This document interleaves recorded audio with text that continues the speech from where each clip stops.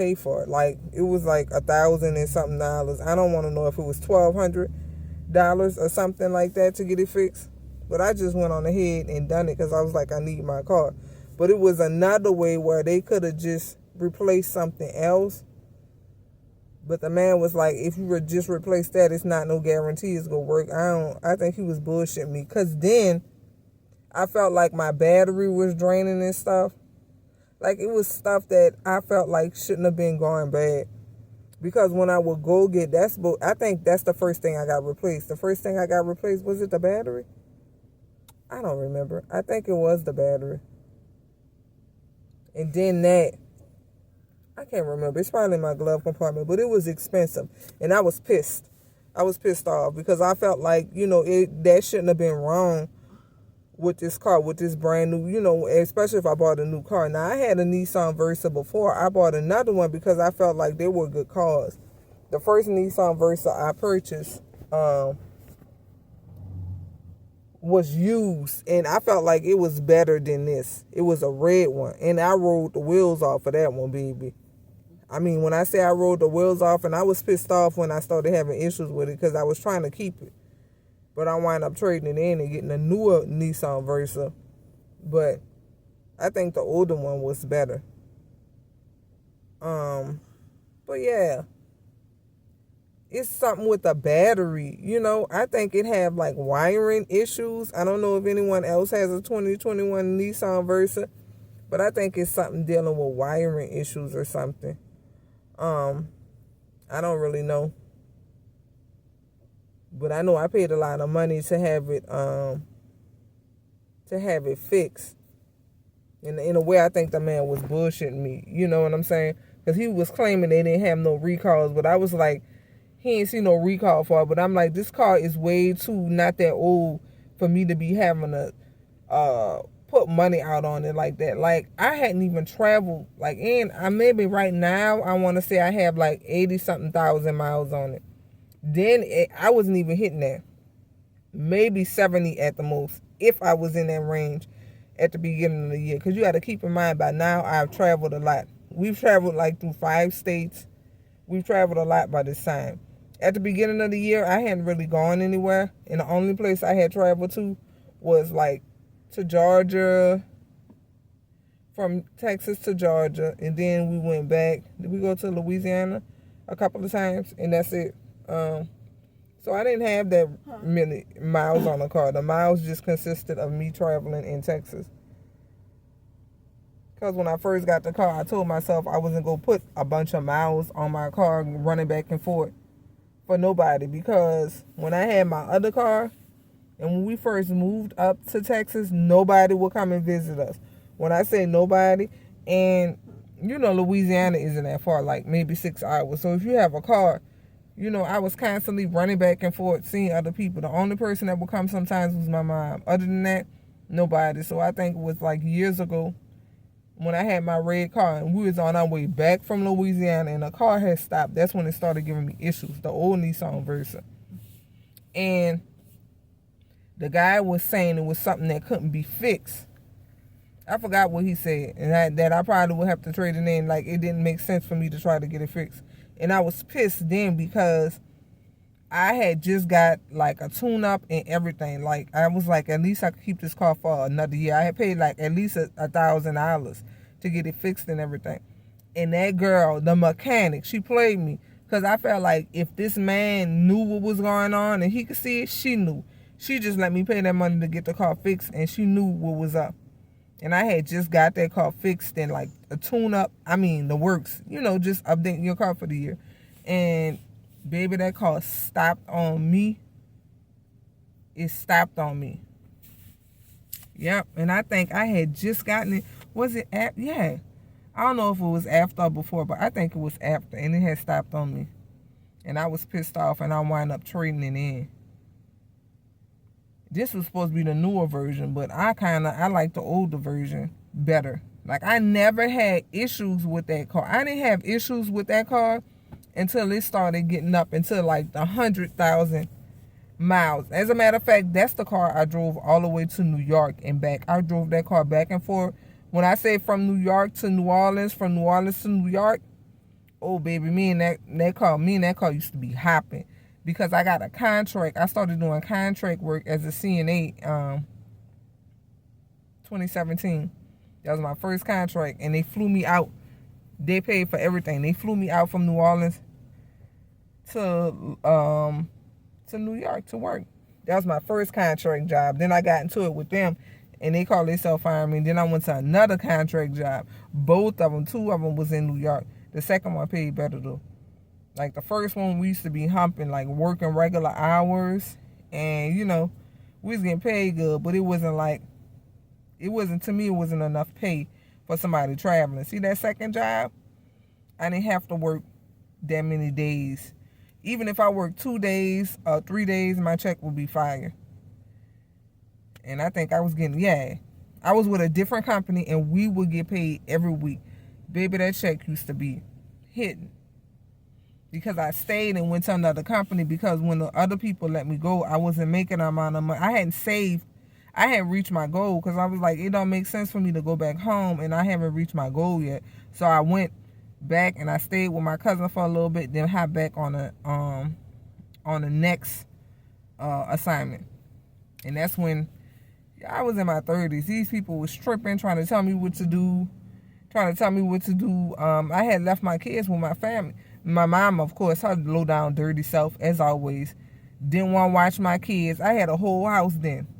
3 bedrooms, 2 bath, townhouse. And she was staying in a raggedy apartment in the East. When I tell you this lady low down, if she have to piss her pants and shit on herself to make sure you don't make it, she'll do that. Baby, she'll do that before she let you before she see you make it. Before she let you make it, she'll piss and shit her pants first. And that's exactly what she done. When I say it was a bad area, if you guys know anything about New Orleans East, she was on Chef Mentor Highway.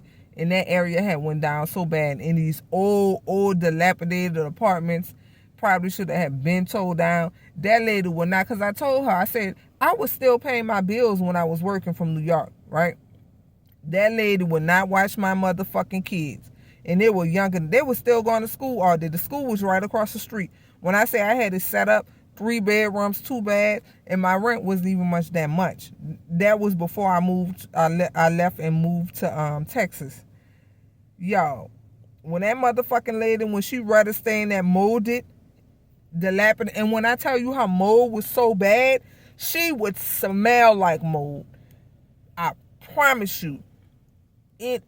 Because I know if she gets sick right now, it's from staying in that molded apartment. I know if she ain't went and got a checkup, when I say she would smell, like when she would talk, everything would smell like mold. Her clothes would smell like mold.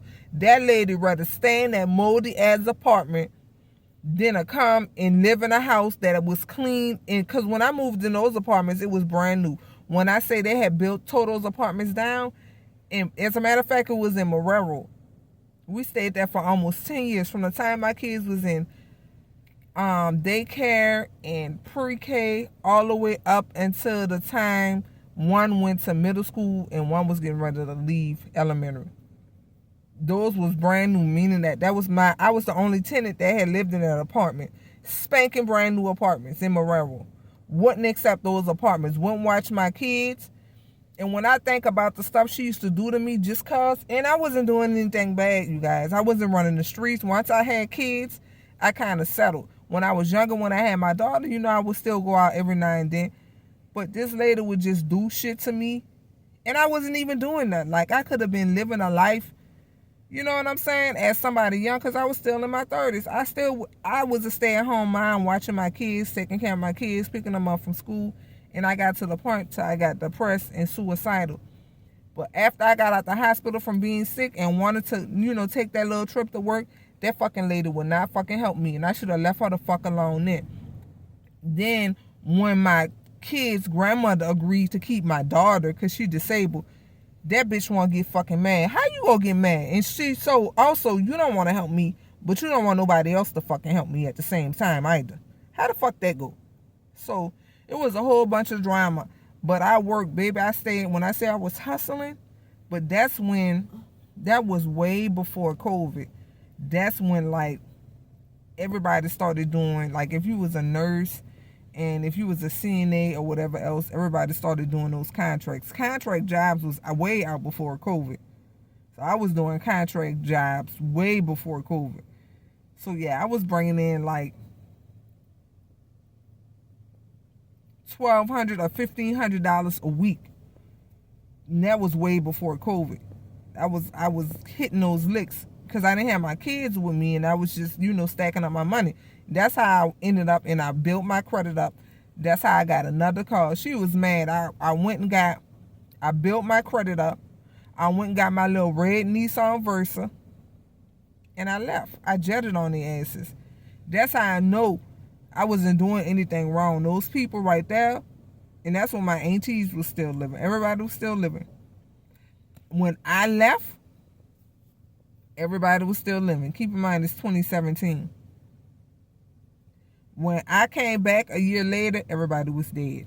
I promise you, everybody was dead except my mom and my 2 uncles. All of my aunties had died. When I tell you, I'm lying. 2 of my aunties died the same year, back to back.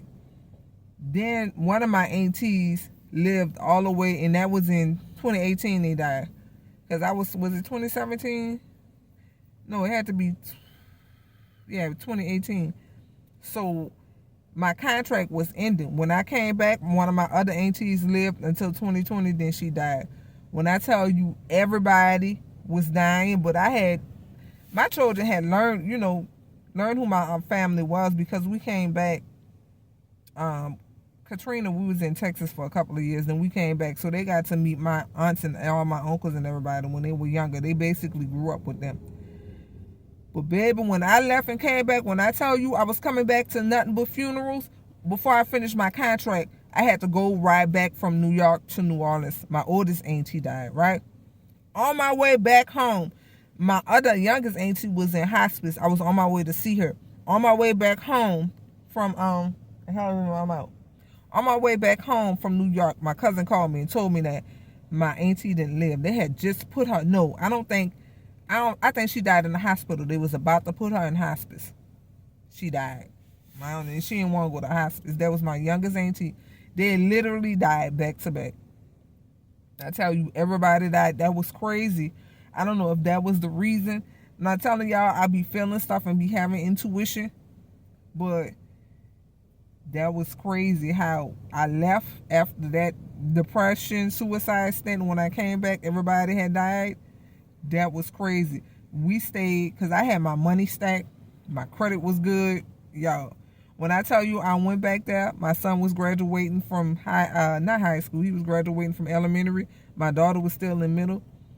When I went back there and collected my checks, because they mailed my last couple of checks, baby, and I had money in the bank, stacked that money up, came to Texas and found an apartment and moved for the summertime before my son went to high school. Yeah, my mistake was not doing enough research on Texas, because I was thinking of the Texas during Katrina. Texas had changed a lot after Katrina, and I didn't know that. You know what I'm saying? I didn't know that, but it was good for why it lasted for us, and we accomplished a lot. It's just time to move on. It's just time to move on. It's just like I'm moving on. Just like I moved on then, I'm moving on now. But yeah, that's story time. It's late. Good night. Talk to y'all later.